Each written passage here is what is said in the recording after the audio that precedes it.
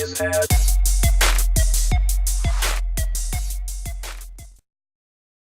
what's going on everybody? This is Cubear from FluidDruid.net, and this is of course the Heroic VnT encounter in the Bastion of Twilight. As always, I start off with the pre-pot, bleed my energy out, Tiger's Fury, Berserk. I really get that burst, and you'll notice here's the first blackout. The entire raid's gonna stack and it's gonna get dispelled, and that will split the damage amongst all the raid members. We hook down the Shaman Totem there, which is basically going to alleviate the damage we take from that. Devouring Flames goes out, you simply run through the boss, get on the other side, and you completely ignore that mechanic. Definitely this is one of the fights where you can Feral Charge Ravage from melee. You want to take advantage of that on every cooldown. I got 12 of them off for this encounter. I made up 4% of my damage, so that is something that's very valuable. Here you'll notice underneath my player frame is the Big Wig's proximity window. When you're progressing on this fight, you want to try to keep that green at all times.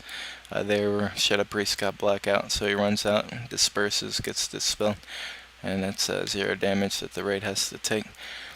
But as I was saying, you really want to keep that proximity window green when you're progressing. It's pretty hard for the melee, and you're gonna get bunched up a lot, especially when you're moving for Devouring Flames.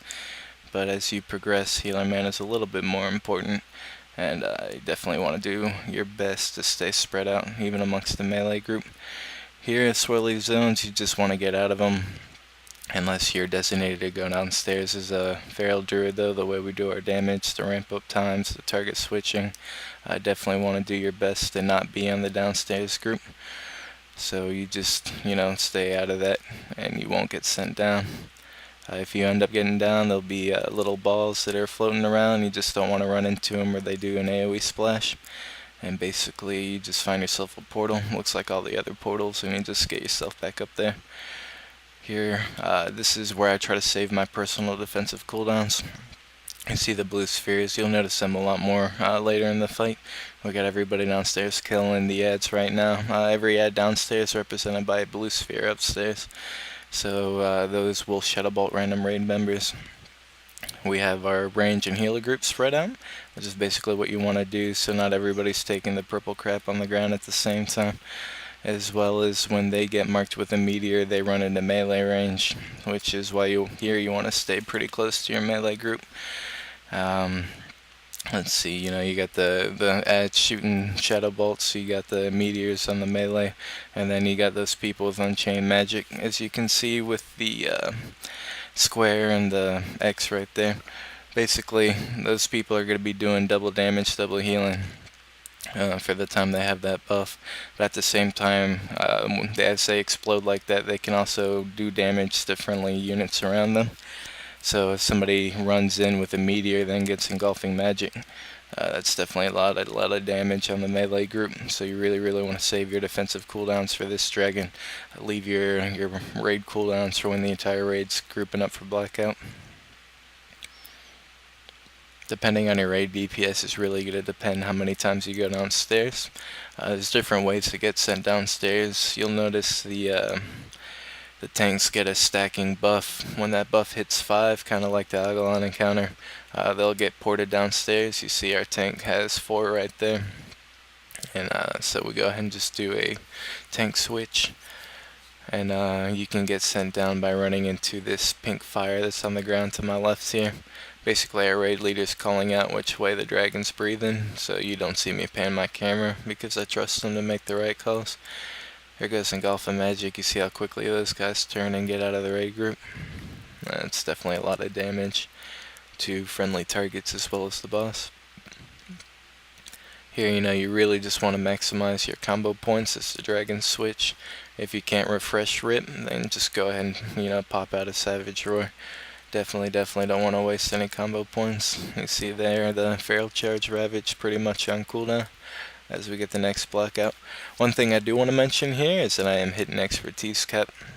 for this fight. A lot of the questions we get on the website, is, hey, is this a viable way of doing things? And I've always told people no, because on paper it's not, definitely high mastery, high crit rate. It's the way that I always preach to people what you need to do. And it's definitely what all the relative stat values, mu programs, and stuff like that say. However, I've never actually done an array. I just wanted to see how it felt to be hitting expertise cap.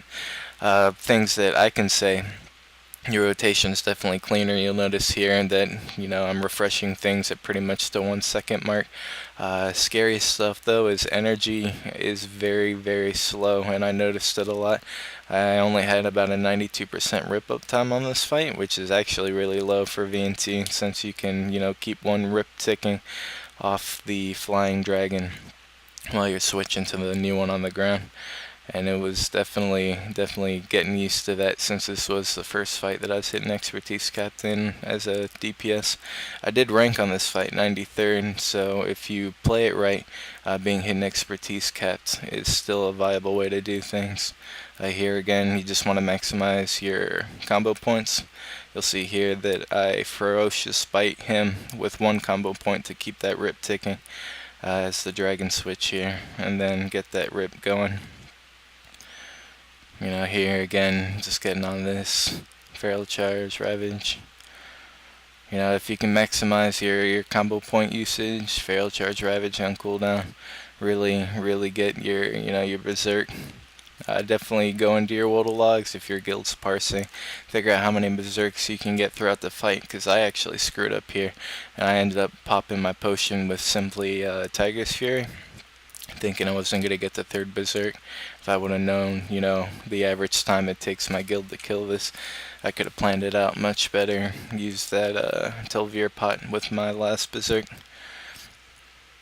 But that's pretty much the fight. This is Q-Bear. I appreciate this, learning experience for me, as I got the comments to prove it from the Heroic Nef kill.